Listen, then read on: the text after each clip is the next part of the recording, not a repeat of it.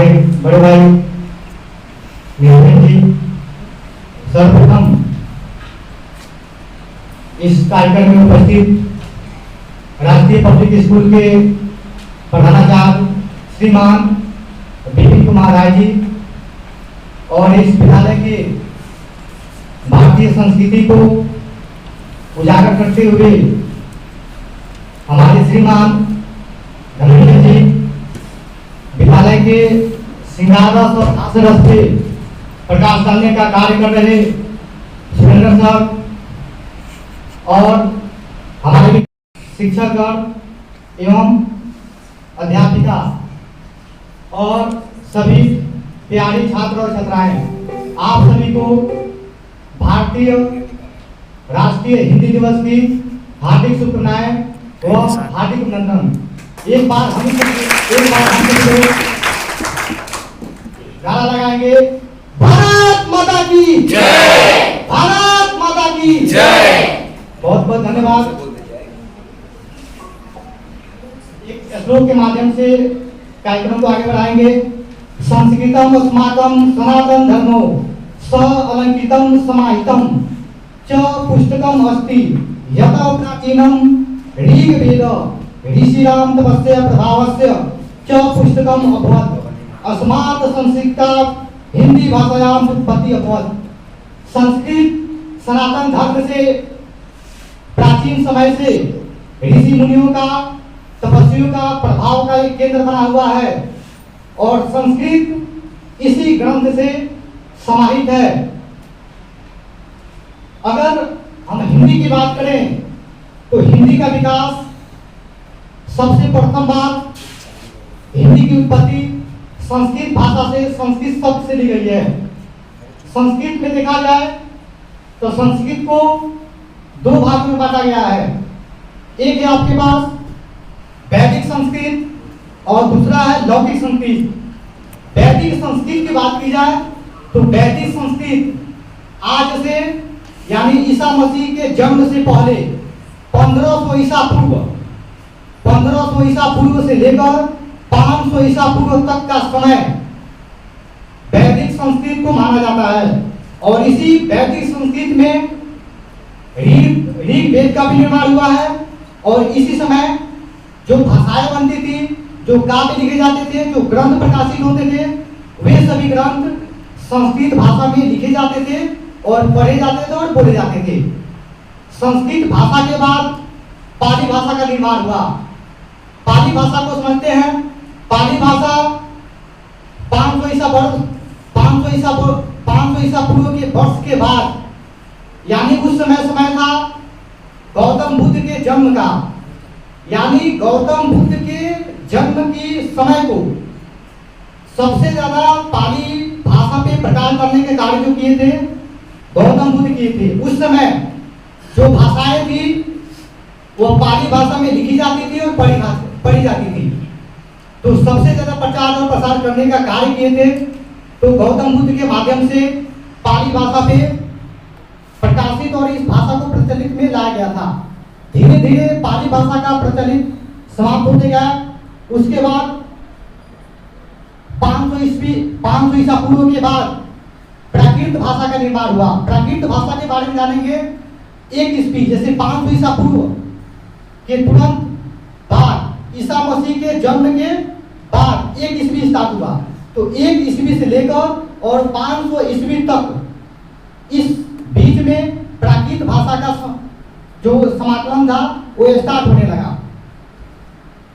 प्राकृत भाषा के बाद अपभ्रंश मतलब बताया जाता है कि टूटा हुआ, जैसे सभी भाषाओं का पतन हुआ, जैसे टूटा हुआ भाषाएं जो सभी सम्मिलित हुई हैं वो अपभ्रंश में मानी जाती है। अपभ्रंश का जो निर्माण है वो 500 ईस्वी से लेकर और 1000 ईस्वी तक अपभ्रंश में भाषाएं लिखी गई और पढ़ी गई। आचार्य किशोरीदास वाजपेयी के अनुसार अपभ्रंश भाषा को अड़ भाषा से संबोधित किया गया। अड़ भाषा से संबोधित इसलिए कहा गया कि यह जो भाषा माना जाता है वर्णमाला के क्रम में अड़ जो भाषा है वो टूटा हुआ भाषा है। इसलिए आचार्य किशोरीदास वाजपेयी ने इसको अड़ के नाम से संबोधित किया। अपभ्रंश के बाद वह कार्यकलाप स्टार्ट हुआ हिंदी में। 1000 ईस्वी के बाद हिंदी का क्रम जो है वो धीरे धीरे प्रारंभ होने लगा। 1000 ईस्वी बीते बीते 1200 ईस्वी, 1300 ईस्वी, 1400 ईस्वी, 1400 ईस्वी शुरू होते होते उस समय हिंदी हमारे भारत में लोगों का एक क्रम बन गया भाषा बोलने का। ऐसे ही हिंदी भाषा का विकास हुआ। हिंदी भाषा की उत्पत्ति के बारे में कहा जाए कि आखिर में हिंदी जो भाषा है एक कब विकसित हुआ भारत में।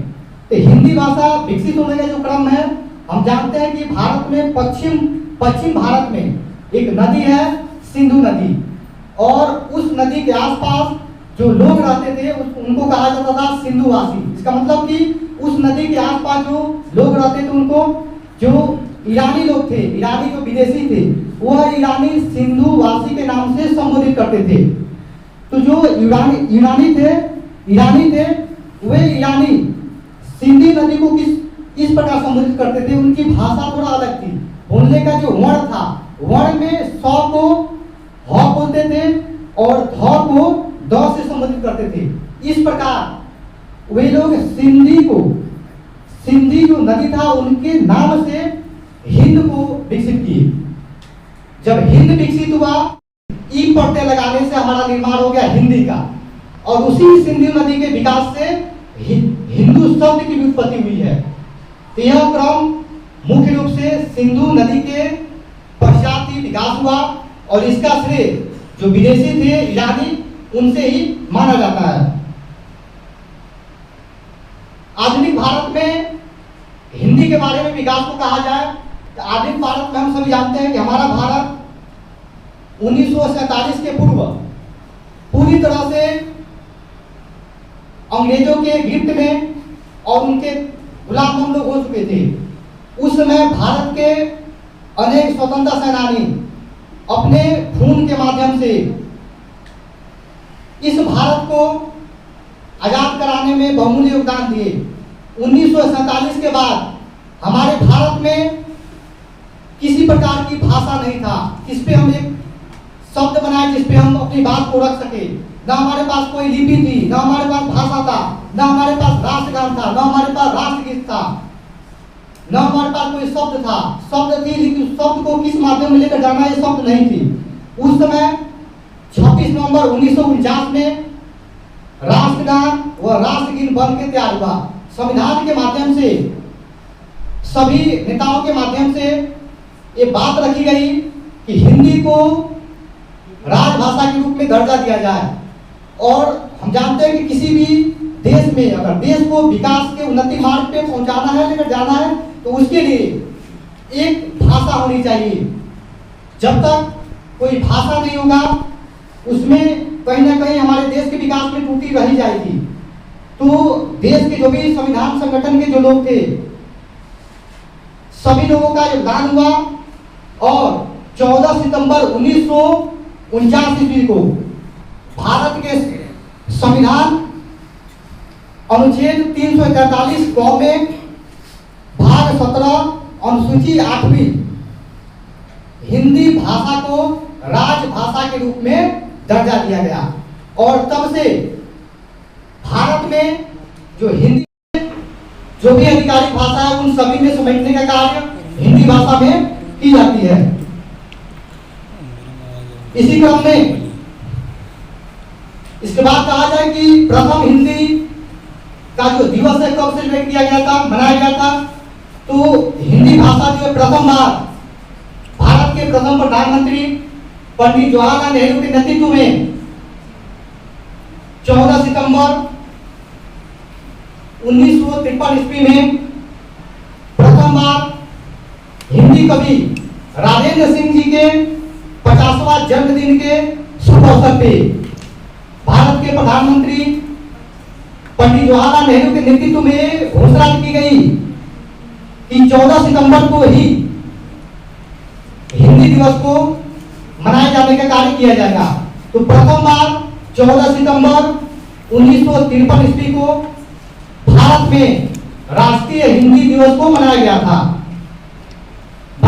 समय में, इस समय सन 14 सितंबर 2023 ईस्वी में 71वां राष्ट्रीय हिंदी दिवस को हम लोग मना रहे हैं। गांधी जी ने इस हिंदी भाषा को, हिंदी शब्द को, हिंदी वाणी को देववाणी के रूप में संबोधित किया। उनका मानना था कि हिंदी जो है देवों की वाणी है, क्योंकि हम जानते हैं कि हिंदी की उत्पत्ति संस्कृत भाषा से हुई है और संस्कृत भाषा देवों की भाषा मानी जाती है, क्योंकि उस समय ऋग्वेद, यजुर्वेद, सामवेद, अथर्ववेद इन सभी वेदों पुराणों का क्रम था। तो गांधी जी के माध्यम से गांधी जी काफी प्रयत्न किए थे कि हिंदी को भारत का राष्ट्रभाषा बना दिया जाए। जैसे ब्रिटिश में, अमेरिका में, अन्य सभी देशों में एक भाषा है, उसी तरह पूरे भारत में एक भाषा हमारा होना चाहिए, एक राष्ट्र होना चाहिए। तो काफी जोर दिए, लेकिन उनका जो मिशन था वो सफल नहीं हो पाया। लेकिन हम सभी लोग ये प्रयत्न करें कि उनका जो अधूरा तथ्य रह गया तो उसका पूरा करने का कार्य करेंगे। एक घटना के माध्यम से आप जानते हैं कि 1893 ईस्वी में अमेरिका के शिकागो में विश्व धार्मिक सम्मेलन का कार्य, वहां पे एक कार्यक्रम रखा गया था। उस समय स्वामी विवेकानंद जी के नेतृत्व में वहां पे निमंत्रण भेजा गया। स्वामी विवेकानंद जी वहां पे, एक भारत की विडंबना है, भारत की, अगर भारत के बारे में समझा जाए तो क्या है हिंदी। चलिए हिंदी को समझते हैं कि परिधान चढ़ाता विश्व गुरु का वो परिधान बचाने में, परिधान चढ़ाता विश्व गुरु का वो परिधान बचाने में, उमड़ी थी ज्वाला सूर्य क्रांति की माँ की साथ बचाने में। क्या अर्थ हुआ अभिमानों का, माया का, रण की खून से लपट काया का, था सभ्यता प्रेम जो पुरखों का सन 47 को लांग गया, था सभ्यता प्रेम जो पुरखों का सन 47 को लांग गया। मुगलों गौरव से जीता था, मुगलों गौरव से जीता था पर काले अंग्रेजों से हार गया, मुगले गौरव से जीता था पर काले अंग्रेजों से हार गया। अंग्रेजी के टूटे फूटे शब्द, अंग्रेजी के टूटे फूटे शब्द माधुर्य लगते हैं। आज की युवाओं की विचारधारा क्या है? आज हमारे भारत की जो युवा हैं उनकी विचारधाराओं को समझने की कोशिश करते हैं। वेदों में तो किस्से हैं, वेदों में तो किस्से हैं, इतिहास उन्हें बस लाने दो, वेदों में तो किस्से हैं, इतिहास बस उन्हें लाने दो। तुलसी काली को मुख रखो, तुलसी काली को मुख रखो, पुष्पों में सिमटे रहने दो। अरे भारत माँ का मस्तक भी पीड़ा से अब झुक जाता है, भारत माँ का मस्तक भी अब पीड़ा से झुक जाता है जब भारत माँ का बच्चा हिंदी कहने से कतराता है, जब भारत माँ का बच्चा हिंदी कहने से कतराता है। अरे माथे का चंदन हिंदी है, माथे का चंदन बिंदी है, माथे का चंदन हिंदी है, माथे का बंधन हिंदी है, भारत का बंधन हिंदी है, घोड़ों का बंधन हिंदी है, लौटा अभिनंदन हिंदी है, लौटा अभिनंदन हिंदी है। हिंदी राग नहीं, हिंदी राग नहीं, अनुराग नहीं, सद्भाव नहीं, दुर्भाव नहीं, बंदूक नहीं, संदूक नहीं, औजार नहीं, टकराव नहीं, लोगों के दूषित भाव नहीं। ना ही हिंदी अभिलाषा है, ना ही हिंदी अभिलाषा है। अरे जोड़े जो 36 बेटों को, जोड़े जो 36 वेदों को, हिंदी तो भारत की आशा है, हिंदी तो भारत की आशा है। पर तिरस्कार उस भाषा का, पर तिरस्कार उस भाषा का गर्व लहू बल खाता है, पर तिरस्कार उस भाषा का गर्व लहू बल खाता है जब हिंदी माँ के सम्मुख, जब हिंदी माँ के सम्मुख कोई प्रश्न चिन्ह दिखलाता है, जब हिंदी माँ के सम्मुख कोई प्रश्न चिन्ह दिखलाता है। मुझे घिरा नहीं अंग्रेजी से, मुझे घिरा नहीं अंग्रेजी से, ना हिंदी का अभिमान है। मुझे घिरा नहीं हिंदी से, न अंग्रेजी का अभिमान, मुझे घिरा नहीं अंग्रेजी से, ना हिंदी का अभिमान है। मैं भारत माँ का बेटा हूँ, उसकी भाषा का सम्मान है, उसकी भाषा का